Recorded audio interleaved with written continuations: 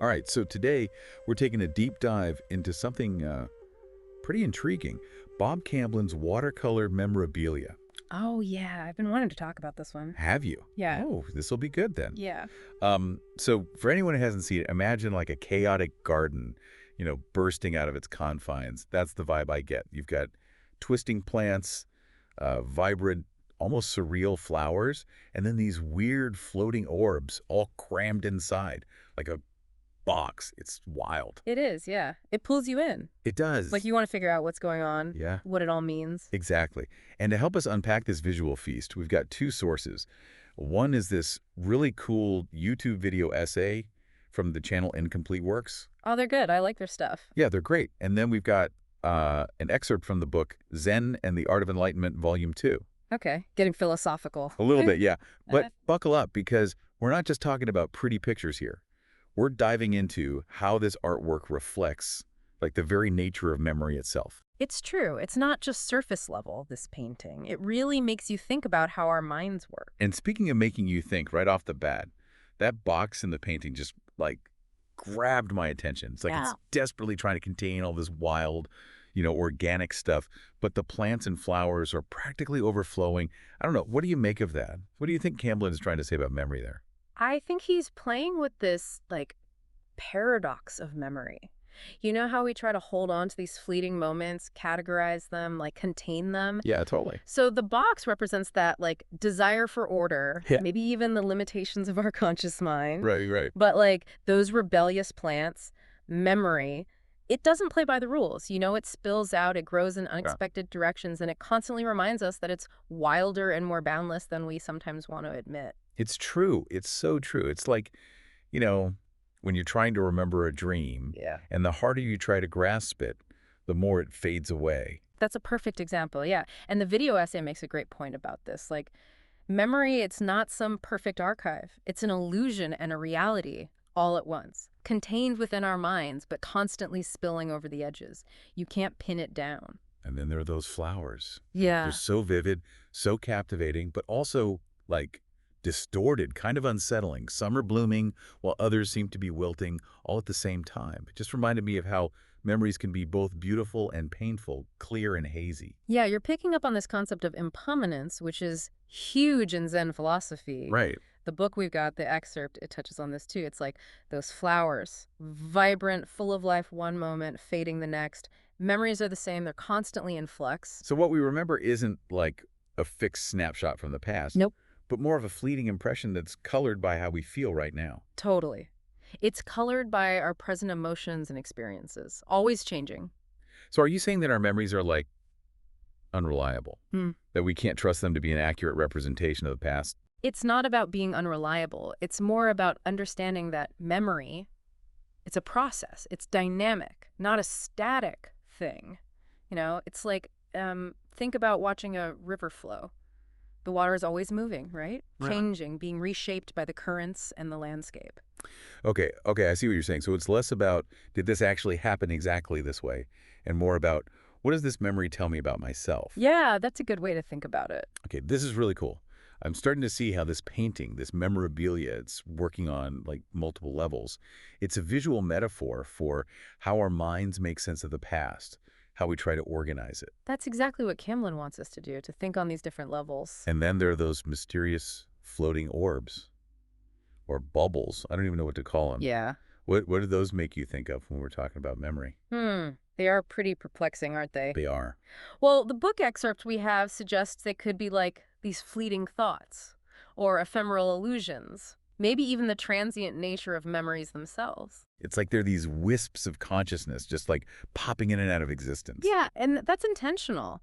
Camblin doesn't necessarily want to give us concrete answers. Okay, I can. He wants us to engage with the artwork on a personal level. So come up with our own interpretations. Exactly. And that's a key to understanding memory itself. It's unique to each individual, Yeah. shaped by their own experiences, their own perspectives. You know what else is interesting? The title, Memorabilia.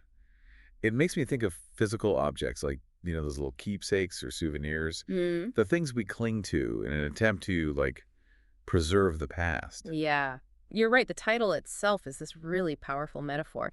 It points to that human desire to hold on to memories, to make them tangible. Even though we know they're ultimately fleeting. Exactly, yeah. You know, it reminds me of the Venetia's paintings. Have you ever seen those? Of course, With yeah. the skulls and, like, wilting flowers, Yeah. popular back in the 16th and 17th centuries. Oh, yeah. It was like those artists were saying, hey, remember, you're going to die and all this beauty is temporary. Yeah, yeah. That was a big theme back then. And while Memorabilia isn't as, like, morbid as a Venetia's painting, it does have that same feeling of reflecting on time and impermanence. It does, yeah. The title and the imagery, they work together to get us thinking about how we preserve memories, collect them like objects, even though they change. And that quote from the video essay really drives it home. Memory is not an archive, but an evolving process continuously rewritten by experience. I highlighted that one too. It really stuck with me. It's like the painting itself, this chaotic but strangely harmonious blend of fragmented images that somehow come together to make a whole. So we've got the paradox of containment and boundlessness, the flower showing constant change, and these mystery bubbles that could be anything, really. Thoughts, emotions, consciousness itself. This painting really is like a puzzle box for the mind. It is, and the best part is there's no one right way to solve it. You know, by exploring it, engaging with its imagery and metaphors, we can start to appreciate how complex memory really is and how it shapes how we understand ourselves and the world around us, too. Okay, I'm starting to see how this deep dive is about more than just one painting. It's about how we relate to our pasts, how our minds work, and maybe even how art helps us to see ourselves in new ways. Exactly. Art as a tool for introspection. Yeah, yeah. But how does Zen philosophy actually fit into all of this? We haven't talked much about that yet. Oh, that's a great point. Well, Zen philosophy, it offers this unique perspective on memory. It suggests that instead of clinging to it, desperately trying to hold on, we can actually learn to observe it with a sense of detachment. Okay, detachment. Yeah, and that detachment, it can actually be a pathway to greater peace, greater understanding. So instead of like dwelling on the past or trying to control our memories, we're just supposed to observe them as they like flow through our minds. Exactly. It's like watching those bubbles in the painting. They appear, they float for a while, and then poof, they're gone. Our memories can be like that too, if we let them. But doesn't that mean we're like erasing our past or saying it's not important? Not at all. It's more about recognizing that the past, it's not this fixed entity. It's not. It's more like a constantly evolving narrative. A story that keeps changing. Yeah, exactly. And by letting go of our need to be attached to that narrative, we can stop feeling like we have to hold on to it so tightly. So it's not forgetting, but changing our relationship with our memories. That's it perfectly. Zen philosophy teaches us that, true freedom comes from acceptance. Acceptance of what? Well, acceptance of the fact that everything changes. Everything is impermanent. Yeah. And that includes our memories. And in accepting that, we can be more at peace. Right, and be more present, more grounded. This is giving me a lot to think about. It's deep stuff. It is, yeah. So we have this idea of memory as a fluid, ever-changing process, and then Zen philosophy gives us tools to deal with that impermanence. But what about Camblin, the artist? Yeah. How does his style, his artistic choices, contribute to all of this? That's a great question, and the video essay, it goes into it pretty deeply. Cambly's use of surrealism, the way he blends really precise details with those fluid watercolor washes, and even his unexpected color combinations, it all works to create a visual experience that mirrors how complex memory is. But to really get into that, we need to take a closer look at the actual techniques he uses. Okay, I'm game. Let's unpack this. All right, so let's start with how he uses line.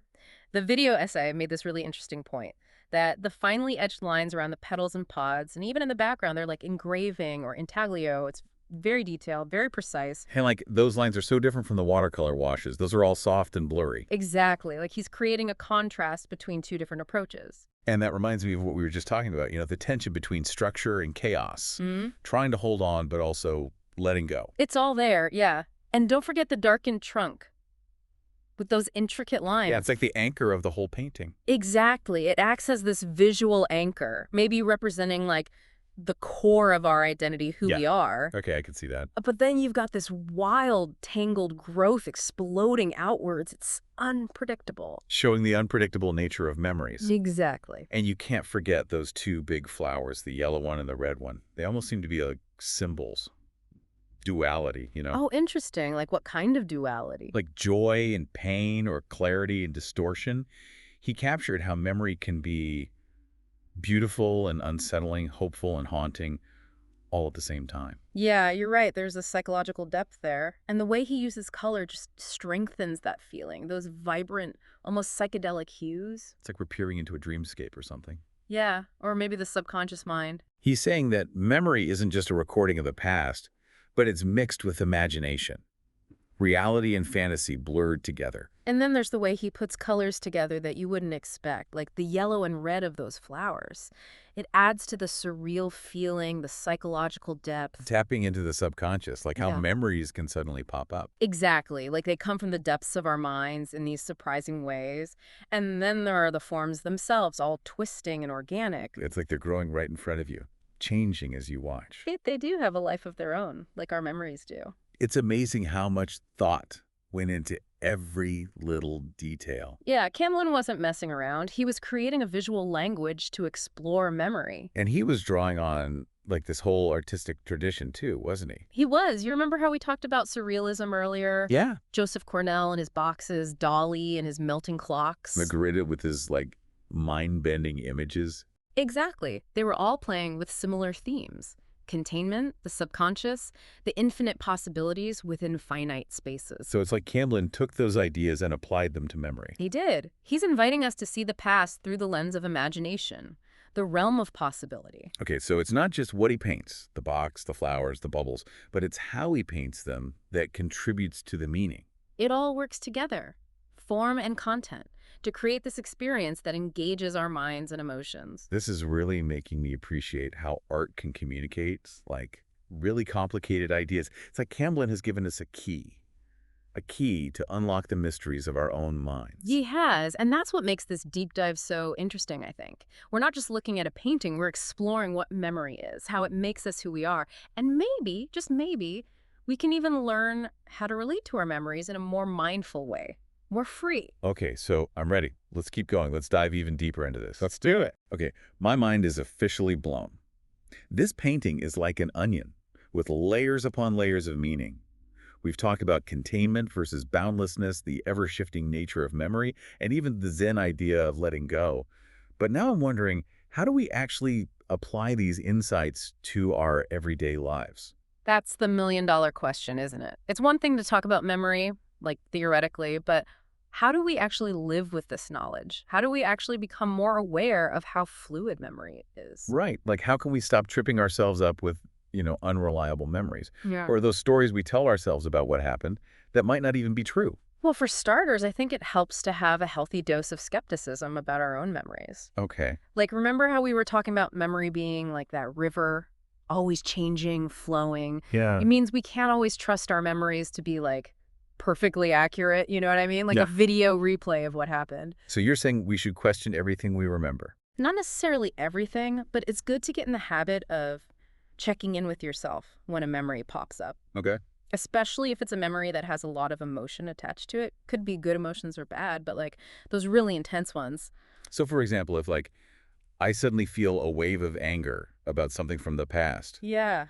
I should stop and ask myself, wait, is this really how it happened, or am I adding my own spin to it now? That's exactly it. And there's this great technique from Zen practice that the book talks about. It's called labeling. Labeling. Yeah, like when a memory comes up, you just mentally label it. You say to yourself, memory. So I'm not, like, getting lost in the story of the memory, but I'm just noticing that it's there. You got it. It helps you create that space, that detachment we were talking about. Okay, so that way I can see the memory more clearly and remember, hey, this is just a thought. It's not necessarily the truth. Right. It's not a fact. It's a construction and interpretation. This is really interesting. I'm going to try that. But what about those times when, like, I'm trying to concentrate on work and suddenly this random, painful memory pops up? Like it's intruding on the present moment. That happens to everyone, and it can be so frustrating. Mindfulness is a really powerful tool for dealing with that. Being present in the moment without judgment. Yeah, mindfulness. We talk about it a lot on this show. We do, and for good reason. It's about training yourself to notice your thoughts and feelings as they come up without getting pulled into them. So if a distracting memory pops up, I can just, like, notice it. Oh, there's that memory, and then gently bring my attention back to my work. That's it. Just like those bubbles in the painting. They appear, they float around for a bit, then they're gone. Don't get fixated, just let them pass. I love that analogy. It's so simple, but it makes so much sense. It's like when I try to meditate and my mind is just racing with thoughts and memories and anxieties, it can be so annoying. Oh, I know, I've been there. The good news is, the more you practice being mindful, the better you get at not getting carried away by those thoughts and memories. So it's like building a muscle, the mindfulness muscle. Ha! That's a great way to put it. And as that muscle gets stronger, we naturally develop that detachment from our memories. We can see them more clearly, and they don't cause us so much emotional distress. Okay, that is empowering. We actually have some control. We're not like victims of our memories. You got it. And the best part, this approach doesn't mean you have to pretend the memory never happened. Right, right. You can still acknowledge your past experiences, Yeah. but you can do it with a sense of awareness, with perspective. So the memories don't run the show. Exactly. I like this a lot. So it's not about pretending the past didn't happen. It's about reframing it. Seeing the past as something that gives us information and wisdom, not just baggage. Exactly. And don't forget, like the book says, the goal isn't to become some kind of emotionless robot. Right. It's about finding that balance, honoring the past while living fully in the present moment. So we're not trying to be robots. We're trying to be more aware, more compassionate humans. That's the idea. We acknowledge the joys and the sorrows, all of it, without getting stuck in the past or pretending it didn't happen. This is good stuff. And it brings us back to the idea that memory is something we create, like together. Co-creation. Yeah. And the painting itself, with all its symbols and details, it encourages us to be a part of that creative process. It does. It's an invitation to bring our own experiences to the table, our own interpretations. And that's a huge takeaway, I think. We're not just passive bystanders. We actively shape our memories. You nailed it. And we can find meaning in those memories. And we can use them to grow, to transform ourselves. I love that. It's like we're the artists of our own memories. We're always revising them, reinterpreting them as we move through life. It's such a cool way to think about it. And it means we have a choice. Mm-hmm. We can dwell on the negative, get stuck in the past, or we can reframe our experiences, find the wisdom there, even the beauty. That's powerful stuff. And it goes even deeper than that. Deeper how? Think about how this applies to how we treat other people. Compassion. Yes. When we understand that our own memories are shaped by so many things, our experiences, our perspectives, even our biases. It makes more sense that other people might remember things differently than we do. Exactly. And when we understand that, we can be less judgmental, more understanding. So instead of fighting about who's right and who's wrong about what happened, we can actually listen to each other. That's the hope. We can be curious about other people's perspectives. And that kind of understanding can help us heal, Heal ourselves. Yeah. And heal our relationships. Both. This is making so much sense. The painting, the Zen philosophy, the ideas in the video essay, it's all fitting together. It's like a tapestry of understanding about memory and how it weaves through every part of our lives. It really is. And it shows you how powerful art can be. It inspires us to reflect, to connect, and to grow. I'm so glad we did this deep dive. I feel like I have a whole new way of thinking about my own memories now. Me too, and I think it brings up some questions for our listeners to think about too. Like what? What should we leave them with? Well, one of the most interesting ideas that's come out of all this is that memory, it's not just personal, it's also collective. So like those stories that families tell, they get passed down through the generations. Yeah. Or historical events that shape who we are as a society. We share those memories and they can be so powerful. They shape our values, our beliefs, even our sense of identity. But they can also cause conflict. That's true. Like, think about how many wars have started because different groups have different versions of history. It's crazy when you think about it. So we should question those shared narratives too. Be skeptical of the stories we're told about our history, our culture, even our own identities. I think it's always healthy to question, to look for different points of view, and to be aware of, like, who's telling the story and why. Okay, but isn't that a slippery slope? Don't we need to agree on some version of the past to function as a society? We do need some shared understanding, but it doesn't have to be based on just accepting what we're told. It can come from understanding how complex memory is, recognizing that there are multiple perspectives. and accepting that our understanding of the past will always be evolving. So it's like a constant conversation. We're always working together to make sense of the past, finding what we have in common, but also respecting our differences. Exactly. And I think that's a really hopeful idea. It means that even when people have totally different versions of what happened, there's still hope for dialogue, for understanding, maybe even for forgiveness. That's really powerful. It makes me wonder how we can use this understanding of memory to make the world a better place, more just, more compassionate. That's a huge question, and it deserves a whole deep dive of its own. But for now, I think the most important thing is just to be aware of how influential memory is. How it can be used for good and also for harm. Right. And once we understand that, we can be more intentional about how we engage with it.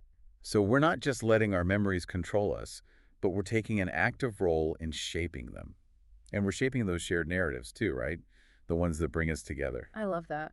We're becoming more conscious creators of our own memories and more compassionate members of our communities. That's where I want to be. So as we wrap up this deep dive into memorabilia and memory, it seems like the message is memory is not the enemy, It's not something to be afraid of or try to control. but it is something to pay attention to understand, and to approach with kindness. I think that's a great place to leave our listeners with a sense of empowerment, curiosity, and hope.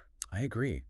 This has been so enriching, and I feel like we've barely scratched the surface of what there is to learn about memory. It is a fascinating topic, and I encourage everyone to keep learning. There's so much out there, books, podcasts, even online courses. And don't forget the best resource of all, your own life. Pay attention to your memories, how they make you feel, how they influence your actions, and don't be afraid to question the stories you've been told about yourself and the world around you. That's such great advice. And remember, your journey of self-discovery is a lifelong process, and memory is your guide. Embrace it with all its twists and turns, and you'll be amazed at where it takes you. Beautifully said.